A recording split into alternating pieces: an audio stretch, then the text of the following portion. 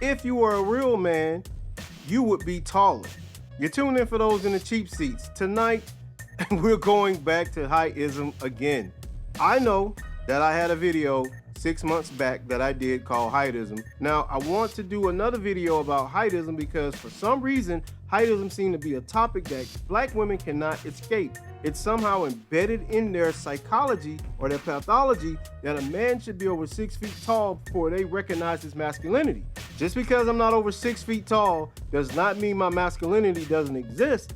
And if women keep pressing this issue, and I'm gonna go to your femininity and ask, why aren't you feminine? If I have to be over 6 feet tall, which by nature I cannot be because my height is dictated by my genetics, and you're gonna keep telling me that I'm not a real man if I'm not a certain height, then I'm gonna tell you you're not a real woman because your femininity doesn't exist. You women out here are so masculine that you're willing to challenge me on my height when I'm still looking at the top of your head. It happened again with another coworker, this time a different one, not the first one from 6 months ago, but another coworker.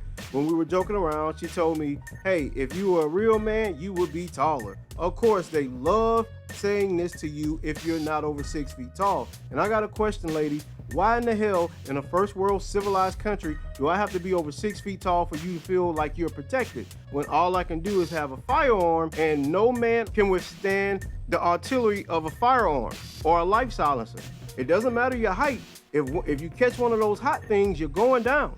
Point blank, period. So I asked the question. I know because it's biologically embedded in women to seek out the most physically imposing man for protection. I'm gonna ask this question to you one more time. Why do I need to be over 6 feet tall to be imposing? See, this is atavistic behavior from black women.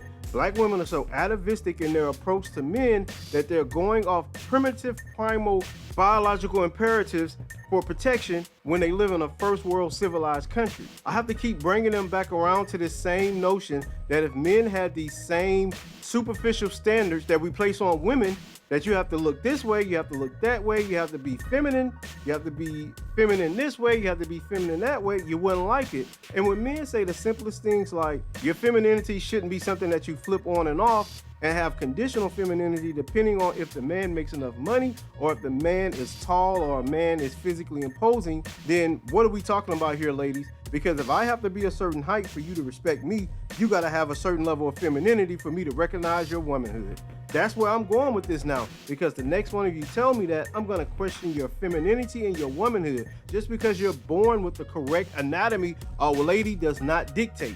See, a lady is someone that is raised to be feminine. And if you're not raised to be feminine, you're in this masculine energy all the time, because a lot of you are very masculine. A lot of you behave like masculine men out here. And a lot of you think that having money, having a career, or education makes you on equal footing with men when it does not. That's why these women that I work with have no issue challenging my height, because they know they're safe and they know they live in a first world civilized country where men protect them. See, you can say that if I was a real man, I would be taller, but at the end of the day, if some shit pops off, who are the first people you're gonna call? 911, who is predominantly made up by who? Men.